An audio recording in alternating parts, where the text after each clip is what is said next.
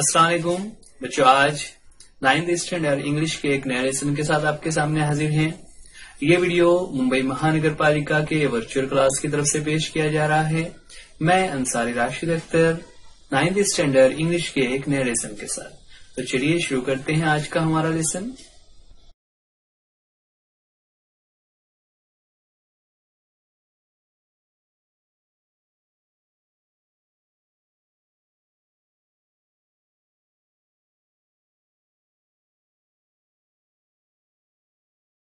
Ninth standard English के एक नए वीडियो में आज एक नया टॉपिक लेकर आपके सामने है। मैं अंसारी राशिद अख्तर 4th यूनिट का सेकंड चैप्टर, जिसका टाइटल है रीडिंग वर्क्स ऑफ आर्ट। ये वीडियो आप BMC के VTC यानी वर्चुअल क्लास उर्दू मीडियम इस चैनल पर देख रहे हैं। रीडिंग वर्क्स ऑफ आर्ट में हमें दो पार्ट बताए गए हैं। उसमें पहला पार्ट SH रज़ा के पेंटिंग्स के बारे में, तो चलिए देखते हैं। उसके बाद फिर हम सेकंड पार्ट देखेंगे। अब यहाँ पर ये जो पेंटिंग्स आपके सामने नज़र आ रही हैं, अगर इसमें हम गौर करें तो हमें बहुत सारी चीज़ें इंटरमिंगल नज़र आ रही हैं। कुछ चेहरे हैं, दीवारें हैं, रास्ते हैं, दरवाज़ा है, कागज़ है वगैरह, लेकिन कोई भी चीज़ साफ नज़र नहीं आ रही। आमतौर से हम जो ड्राइंग बनाते हैं या हम जो पेंटिंग्स करते हैं, उसमें हम जैसी चीज़ें हमें आसपास नज़र आती हैं, हम उसी तरह की ड्राइंग करते हैं। जैसा मंजर हमें नज़र आ रहा है, जैसा कि इस तस्वीर में देखिए, यहाँ पर इस पेंटिंग में हमें जिस तरह से चीज़ें होती हैं वैसी ही नज़र आ रही है। लेकिन इससे पहले जो तस्वीर हम देख रहे थे, उसमें हमने क्या देखा कि कुछ भी चीज़ें क्लियर नहीं है। चेहरे अधूरे नज़र आ रहे हैं, कहीं पर आँख नज़र आ रही है, कहीं पर सिर्फ नाक है, होंठ है वगैरह। इस तरह की जो डिज़ाइंस होती हैं उन्हें एब्स्ट्रैक्ट पेंटिंग कहते हैं। आज हम देखने जा रहे हैं SH रज़ा यानी सैयद हैदर रज़ा, इनके बारे में, जो कि एक रिनोन्ड इंडियन पेंटर है। रिनोन्ड इंडियन पेंटर, रिनोन्ड कहते हैं मशहूर व मारूफ को। और जैसा कि उनकी तस्वीर भी हमारे सामने नज़र आ रही है, जिसमें उन्होंने अपनी एक पेंटिंग को पकड़ा हुआ है। तो चलिए देखते हैं उनके ताल्लुक से क्या बातें बताई जा रही है।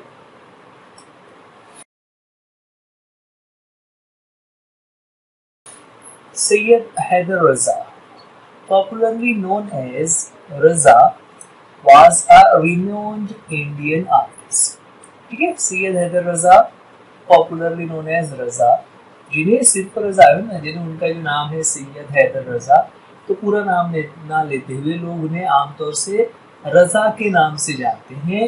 He was a renowned Indian artist, वो एक मशहूर इंडियन आर्टिस्ट हैं ना। आर्टिस्ट कहते हैं फनकार को, चाहे फिर वो पेंटिंग करने वाला हो या कोई म्यूजिकल इंस्ट्रूमेंट बजाने वाला हो या अदाकारी करने वाला हो, इन तमाम को आर्टिस्ट कहा जाता है। यहाँ पर मुराद है कि वो पेंटर है और वो भी बहुत रिनोन्ड है, बहुत ज़्यादा फेमस है। So Syed Haider Raza was a renowned Indian artist.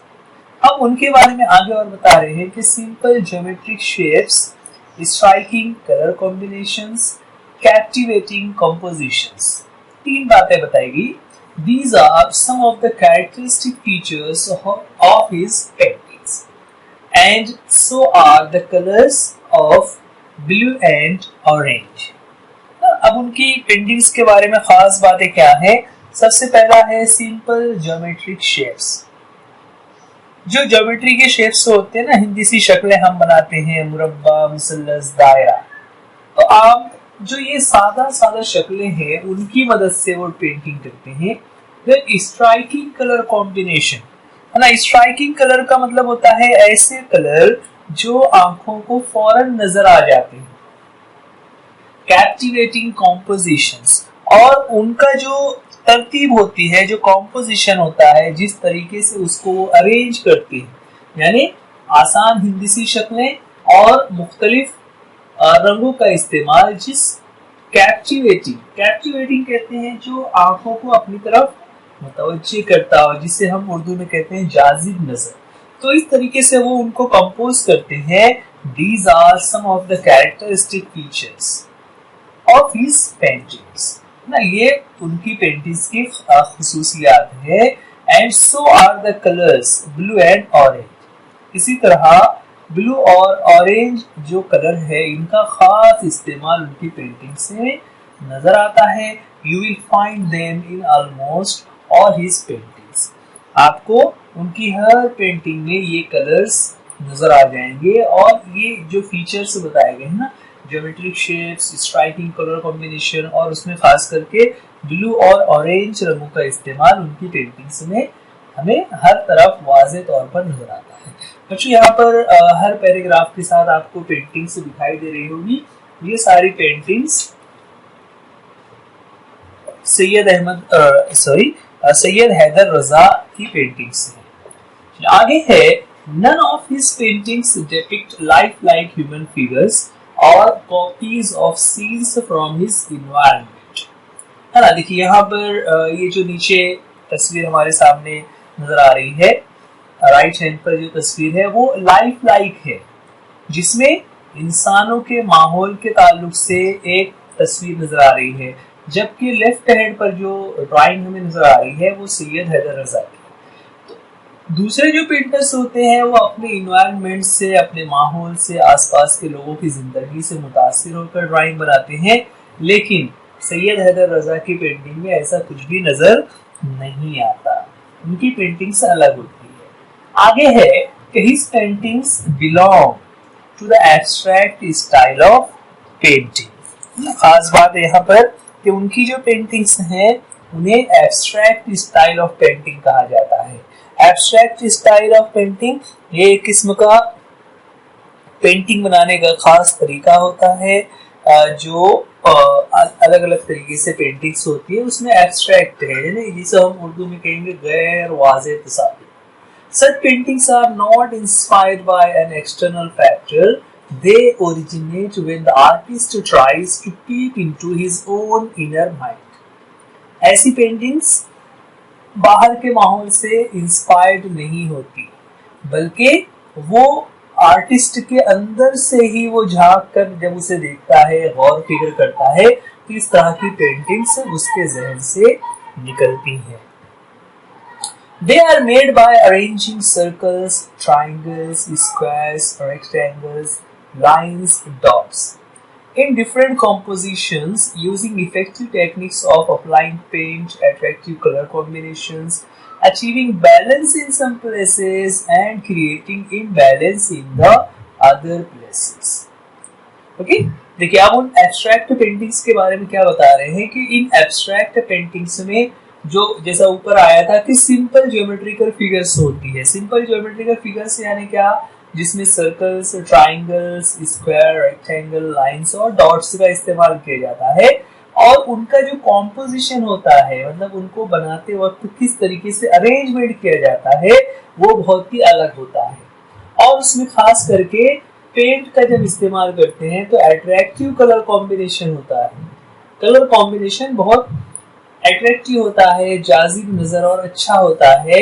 उसमें एक चीज ये होती है कि कभी कभी उसको बैलेंस रखा जाता है और कभी कभी इनबैलेंस क्रिएट किया जाता है, यानी कुछ चीजें हमें ऐसा लगता है कि उसके दो बराबर से हिस्से हैं, और कभी कभी ऐसा लगता है कि एक हिस्सा बहुत छोटा और एक हिस्सा बहुत बड़ा है। इस तरह उसमें बैलेंस और इनबैलेंस नजर आते हैं। आगे कहते हैं, Raza found his paintings through his study of Indian art and its heritage, cultural context and philosophy. ठीक है, रजा की जो पेंटिंग्स है, इस तरह की पेंटिंग्स का उन्होंने कहाँ से उन्हें तरगीब मिली, कहाँ से उन्हें आइडिया आया, तो उसके बारे में बता रहे हैं कि जब उन्होंने इंडियन आर्ट को पढ़ना शुरू किया, यहाँ के हेरिटेज यानी सकाफत और कल्चरल कॉन्टेक्स्ट को उन्होंने देखा, जो समाजी यहाँ पर लोगों के तहजीबी वर्से हैं, उसके पस मंजर और साथ ही उसके फलसफे को उन्होंने, उसके फिलॉसफी को जब पढ़ा तो वहां से उनको इस तरह की पेंटिंग्स बनाने की तरगीब मिली। His pictures seem to radiate peace and life at the same time. ठीक है, उनकी जिंदगी, उनकी जो पेंटिंग्स हैं, उनके पिक्चर्स में क्या होता है, इट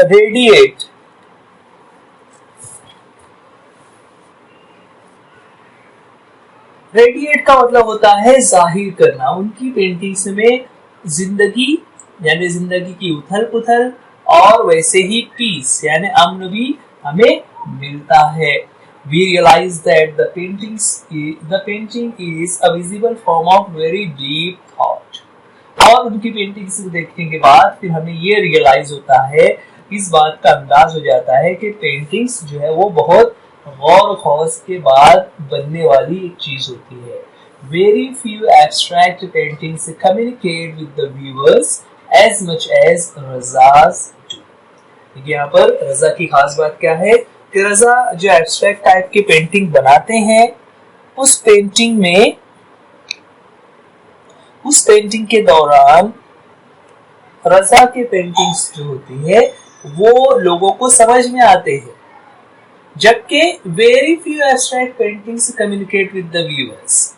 बहुत कम ऐसे एब्स्ट्रैक्ट पेंटिंग वाले पेंटर्स की पेंटिंग्स होती है जो लोगों को समझ में आए, लेकिन रजा की पेंटिंग्स ऐसी है जो लोगों को समझ में आती है।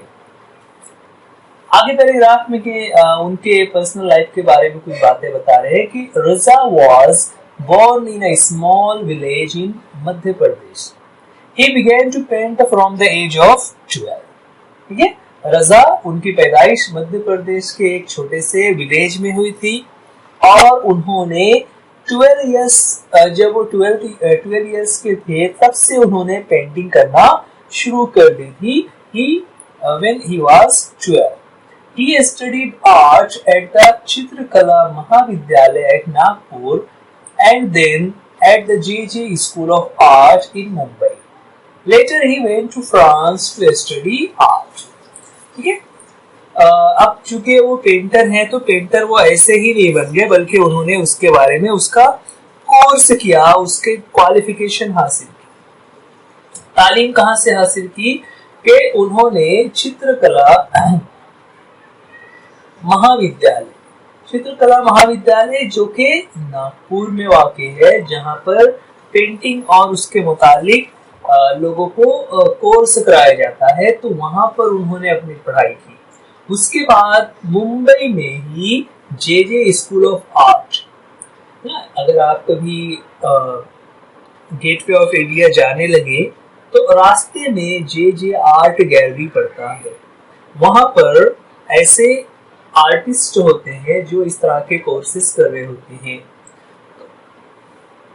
रजा ने भी उसी जेजे स्कूल ऑफ आर्ट में अपनी तालीम को आगे बढ़ाया, उन्होंने वहां से भी तालीम हासिल की। Later he went to France to study art. JJ art of school of art में पढ़ने के बाद जब उन्हें और ज्यादा इस ताल्लुक से पढ़ाई का शौक था तो ही वेंट टू फ्रांस, वो फ्रांस गए ना। देखिए यहाँ पर उन्होंने सिर्फ मुंबई तक का, यानी मध्य प्रदेश के एक छोटे से गांव से निकलने वाला लड़का पहले नागपुर आता है, नागपुर के बाद मुंबई आता है और मुंबई में पढ़ाई करने के बाद मजीद पढ़ाई करने के लिए, मजीद स्टडीज के लिए वो फ्रांस जाता है।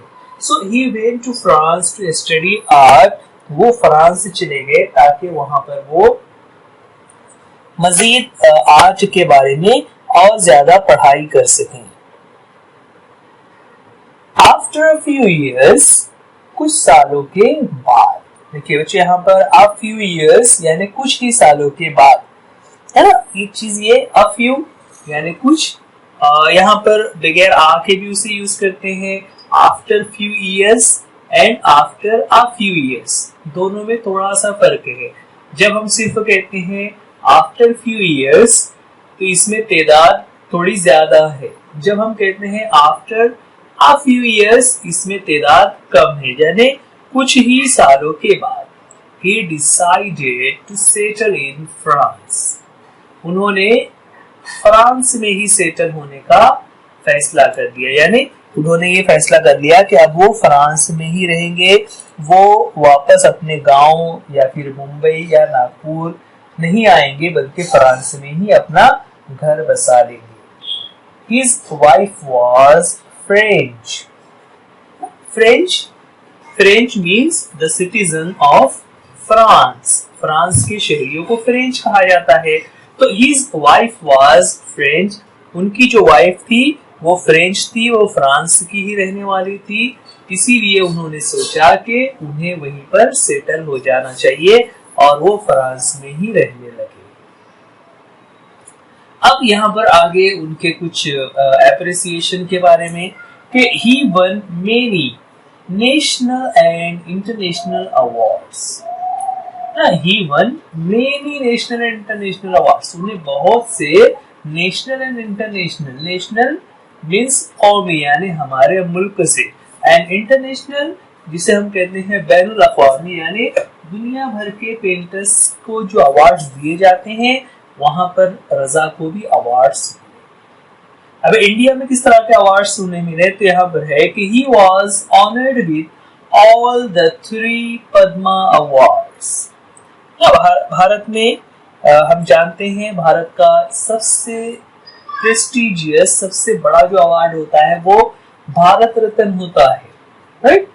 अब भारत रत्न के अलावा 3 अवार्ड्स और होते हैं जिन्हें पद्मा अवार्ड्स कहा जाता है, जो भारत रत्न के बाद दूसरे नंबर पर आते हैं और वो बहुत अहमियत रखते हैं। हर साल बहुत सारे लोगों को ये पद्मा अवार्ड्स मिलते हैं जो अपनी अपनी फील्ड में कोई खास कारकर्दगी करते हैं। तो रजा को तीनों पद्मा अवार्ड से मिले, है ना। तीनों में कौन कौन से हैं? सबसे पहला है पद्मश्री, उसके ऊपर का अवार्ड है पद्म भूषण और उससे भी ऊपर का अवार्ड है पद्म विभूषण, और इसके ऊपर जो अवार्ड होता है वो भारत रत्न होता है। यहाँ पर रजा को तीनों ही अवार्ड से मिल चुके हैं, यानी उन्हें पद्मश्री भी मिल चुका है, पद्म भूषण भी मिल चुका है और पद्म विभूषण भी मिल चुका है। ये अपने आप में एक बहुत ऑनर की बात है, वरना आमतौर से लोगों को कोई एक ही अवार्ड मिल जाता है, कुछ लोगों को 2 मिलते हैं।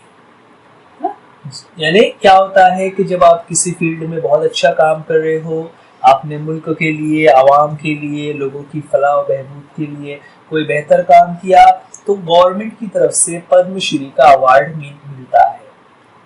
अब अगर आप उसी काम को और जारी रखते हैं, उसको और आगे बढ़ाते हैं, तो जब गवर्नमेंट देखती है कि अवार्ड मिलने के बाद इन्होंने मजीद काम किया हुआ है, तो उन्हें फिर वो अगला अवार्ड पद्म भूषण देती है। और फिर उस दूसरे अवार्ड के बाद और ज्यादा जब आगे उसी काम में मेहनत की जाती रहे, उसको आगे बढ़ाया जाता रहे, तो फिर तीसरा जो अवार्ड है पद्म विभूषण वो दिया जाता है।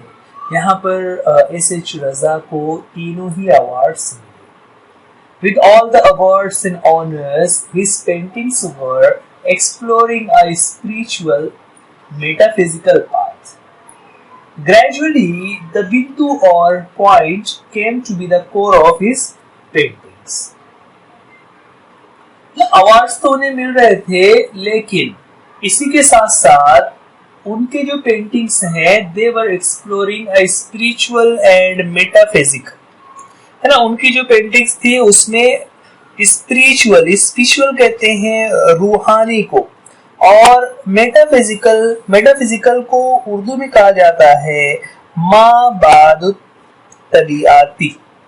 इसका मतलब क्या हुआ कि जो मटेरियलिस्टिक चीजें हैं उसके ऊपर हो गए। जैसे अभी यहाँ पर मेटाफिजिकल को हम यूं ले सकते हैं कि फरिश्ते कैसे होते हैं, कहाँ पर हैं, उनका कद कैसा होता है, उनकी बनावट कैसी होती है, इन सब चीजों को हम नहीं जानते, ठीक है। तो ऐसी बातों को कहा जाता है मेटाफिजिकल। तो उनकी तस्वीर में मेटाफिजिकल चीजों को भी जगह मिली उनकी पेंटिंग्स में हमें मेटाफिजिकल जैसी चीजें नजर आ रही हैं। उसमें एक खास बात आगे है, ग्रेजुअली द बिंदु और पॉइंट, है ना, बिंदु जो बिंदी होती है जो आमतौर से हमारे मुल्क में औरतें पेशानी पर लगाती हैं, तो वो जो बिंदु या एक नुक्ते का जो निशान होता है, it came to be the core of his paintings, वो उनके पेंटिंग्स का एक खास जुज्व बन गया, है ना। कोर ऑफ हिज पेंटिंग का मतलब होता है मरकज बन जाना, यानी उनके हर पेंटिंग में आपको बिंदिया या नुक्ता नजर आता है। जैसा कि यहाँ पर भी हम अगर देखें, जो तस्वीर हमारे सामने नजर आ रही है, उसमें कई सारी पेंटिंग्स में हमें गोल दायरा और उसमें एक नुक्ता नजर आ रहा है। आगे कहते हैं, he described his work in these words, ना, वो खुद अपने वर्क के बारे में क्या कहते हैं कि my work is my own inner experience and involvement with the mysteries of nature and form, which is expressed in color, line, space and light. क्या कह रहे हैं वो अपने पेंटिंग्स के बारे में? My work is my own inner experience, कि मेरा ये खुद का अंदरूनी, ये मेरा खुद का एक अंदरूनी एक्सपीरियंस है, तजुर्बा है। एंड एन इन्वॉल्वमेंट, इन्वॉल्वमेंट कहते हैं किसी चीज में शरीक होने को, शामिल होने को, कि मैंने जिन चीजों को देखा, महसूस किया, उसमें शरीक हुआ, ये वो तमाम चीजें मेरी पेंटिंग में नजर आती है। और मैं जब एक्सपीरियंस कर रहा था तो किस चीज को एक्सपीरियंस किया उन्होंने? मिस्ट्रीज ऑफ नेचर, कि नेचर के जो मिस्ट्रीज हैं, मिस्ट्रीज कहते हैं हैरत अंगेज बातों को, एंड फॉर्म, और नेचर की शक्ल को, which is expressed in colour, line, space and light. और फिर वो कह रहे हैं कि मैं अपनी पेंटिंग्स में उन्हीं तमाम बातों को कलर, लाइन, स्पेस और लाइट के जरिए से पेश करता हूँ। Sometimes an artist's thoughts appear to be too complex or even complicated when they are expressed through words. ना, कभी-कभी ऐसा होता है कि एक आर्टिस्ट जब अपनी बातों को अपने वर्ड्स में पेश करता है तो वो बहुत ज्यादा कॉम्प्लेक्स या कॉम्प्लिकेटेड होती है ना, लोगों को वो बातें समझ में नहीं आती। जैसा अभी हमारे साथ भी होता है कि कुछ नज़में अगर हम पढ़ते हैं तो वो नज़में हमें समझ नहीं आती कि उसमें क्या कहना चाह रहे हैं ना। हर लैंग्वेज में ऐसा होता है कि कुछ राइटर्स, पोएट्स ऐसे होते हैं कि उनकी राइटिंग को पढ़ने के बाद, उनके सबक या नज़्म को पढ़ने के बाद हमें समझ नहीं आता कि क्या है। तो आगे कह रहे हैं कि for him the effective medium of communication is his work, his paintings. Raza had great creativity, his paintings are very expressive. Okay? क्या कह रहे हैं? For him, the effective medium of communication is his work, his paintings. Communication का सबसे बेहतर जरिया होते हैं अल्फाज या ज़बान, यानी जो बातें हम किसी को बोल कर कह सकते हैं वो हम किसी और शक्ल में, इशारे में, पेंटिंग के जरिए से, कहानी के जरिए से, नज्म के जरिए से नहीं समझा सकते। लेकिन रज़ा जो है वो अपनी बातों को बयान करने के लिए अल्फाज से ज्यादा अपने पेंटिंग्स का इस्तेमाल करते हैं। उनकी पेंटिंग को वो बहुत ज्यादा एक्सप्रेसिव समझते हैं। रज़ा हैड ग्रेट क्रिएटिविटी। क्रिएटिविटी कहते हैं तख्लीक को। तख्लीक का मतलब कि ऐसा कोई काम करना जो अब तक किसी और ने नहीं किया है। तो उनकी जो पेंटिंग्स हैं वो बाकी दूसरे पेंटर्स से बहुत मुख्तलिफ होती हैं। इस paintings are very expressive. Expressive कहते हैं जो लोगों के सामने जाहिर होती हो, जो लोगों को नजर आ रही है और उसमें लोगों को कुछ समझ में आता है कि ये क्या बना हुआ है। वरना एब्स्ट्रैक्ट पेंटिंग्स, जैसा कि वीडियो के शुरू में हम देख रहे थे, कुछ समझ नहीं आ रहा था, थोड़ा सा चेहरा लग रहा है, फिर किताब है वगैरह वगैरह। लेकिन रज़ा की पेंटिंग्स ऐसी नहीं है। दिस आगे है, this great artist passed away on 23rd July 2016 at the age of 94, leaving behind a legacy of sensitive paintings achieved through extraordinary compositions of lines and colors that depict extraordinary composition. तो last में उनके इंतकाल के ताल्लुक से कि this great artist passed away, कि इनका इंतकाल हो गया on 23 July 2016 at the age of 94। 94 साल की उम्र में 23 जुलाई 2016 को ही पास्ड अवे, उनका इंतकाल हो गया। और जब उनका इंतकाल हो गया तो living behind a legacy of sensitive paintings, उन्होंने अपने पीछे एक लीगेसी छोड़ी हुई है, एक वर्षा छोड़ा हुआ है, एक नई लोगों के सामने पहचान छोड़ी हुई है जो सेंसिटिव पेंटिंग से है, हसास पेंटिंग की शक्ल में है। और ये पेंटिंग उन्होंने किस तरह से हासिल की, ये मकाम किस तरह से हासिल किया, achieved through extraordinary compositions of lines and colours, कि जिस तरह वो लाइंस एंड कलर्स को एक्स्ट्राऑर्डिनरी गैर मामूली तरीके से कंपाइल करके यूज करके पेंटिंग्स को बनाते थे, that depict extra ordinary composition, जो कि एक्स्ट्रा ऑर्डिनरी कॉम्पोजिशन को जाहिर करता है, पेश करता है, जिसकी वजह से वो एक ग्रेट आर्टिस्ट के तौर पर हमारे सामने नजर आते हैं। उनकी जो पेंटिंग्स है वो भी बहुत एक्स्ट्रा ऑर्डिनरी है। तो ये था हमारा चैप्टर जिसमें हमने सैयद हैदर रजा के बारे में मालूमात हासिल की, साथ ही हम उनके कुछ पेंटिंग्स भी यहाँ पर देख रहे थे कि किस तरह से उनकी पेंटिंग्स हैं। उनको देखने के बाद आपको चैप्टर में जो बातें बताई गई वो समझ आ गई। बच्चों, ये वीडियो आप BMC VTC उर्दू इस चैनल पर देख रहे हैं। आप इस चैनल को सब्सक्राइब कीजिए, वीडियो को लाइक कीजिए, और जब आप सब्सक्राइब करें तो बेल आइकॉन को जरूर दबाइए। वीडियो में अगर कोई बात ना समझ आ रही हो या इसके मुतालिक से अगर कोई सवालात हो तो आप कमेंट्स में हमें जरूर पूछिए।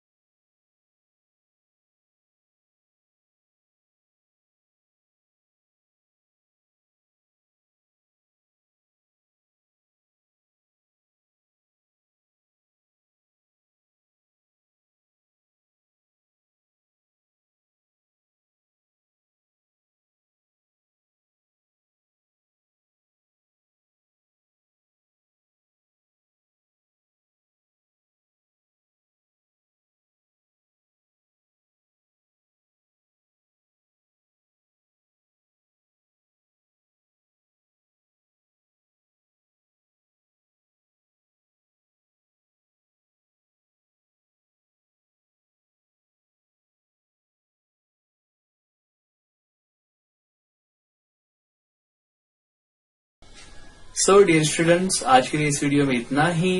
वीडियो देखने के लिए थैंक यू। अल्लाह हाफिज, गुड बाय।